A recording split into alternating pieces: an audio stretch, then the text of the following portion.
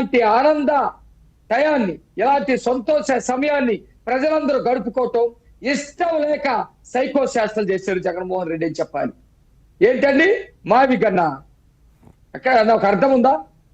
ఒక కొడుకు పేరు పెడితే తండ్రుల యొక్క పేరు కలిసి వచ్చేటట్టు, దేవుడి యొక్క పేరు కలిసి వచ్చేటట్టు, ఒక అర్థం వచ్చేటట్టు, ఒక పరమార్థం ఉండేటట్టు, పిలుచుకోవటానికి బాగా ఉండేటట్టు, ఎవడు ర్యాగింగ్ చేయకుండా ఉండటానికి వీలుగా ఉండేటట్టుగా ఒక బిడ్డకు పేరు పెట్టుకుంటారు.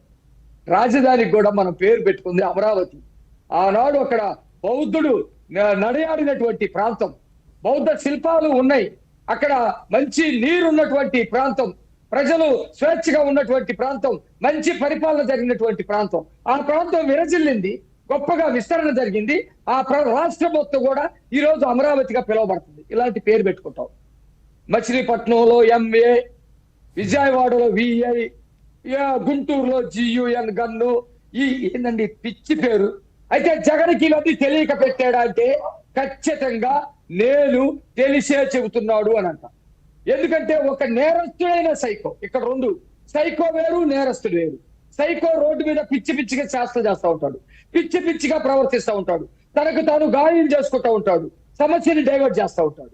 నేరస్తుడు దొంగతనాలు చేస్తూ ఉంటాడు, ఎవరికి కనబడకుండా చేస్తాడు, లేకపోతే టెక్నాలజీ తోటి నేరాలు చేస్తూ ఉంటాడు. నేరస్తుడైన సైకో ఈ సమస్యని పరిష్కారం అయ్యేటువంటి సమయంలో దేశ ప్రజలు, తెలుగు ప్రజలు, ప్రపంచంలో ఉన్న తెలుగు వాళ్ళంతా ఆనందహేళలో ఉంటారు, సంతోషాన్ని వ్యక్తం చేస్తూ ఉంటారు. మా ఆత్మగౌరవం దేశం నడిపొట్టున నిలబడింది, రాష్ట్రానికి ఒక రాజధాని వచ్చిందని ఆనందంలో ఉంటారు. ఈ ఆనందాన్ని ఏ విధంగా విచ్ఛిన్నం చేయాలి? ఏదో ఒకటి అనాలి, ఏదో ఒకటి చేయాలి. తనను తాను గాయపరుచుకోనైనా సరే ఆ సైకో డైవర్ట్ చేస్తారు. మీరు రోడ్డు మీద చూడండి, నేరస్తుడైనా దొంగ అయినా సైకో గనక దొరికితే వాడు చేశాడు దొంగతనం, ఈడు చేశాడు, అటెళ్ళాడు ఇటెళ్ళాడు అని చెప్తాడు. ఇవన్నీ కుదరనప్పుడు తనకు తాను గాయం చేసుకుంటాడు, తనకు తాను రక్కుకుంటాడు, తనకు తాను బ్లేడ్ పెట్టి కోల్చుకుంటాడు.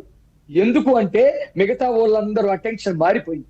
అయ్యో వాడు సైకో అయితే అయ్యాడు, వాడు గాయాన్ని చూడండి, వాడిని హాస్పిటల్కి తీసుకెళ్ళండి అంటాడు.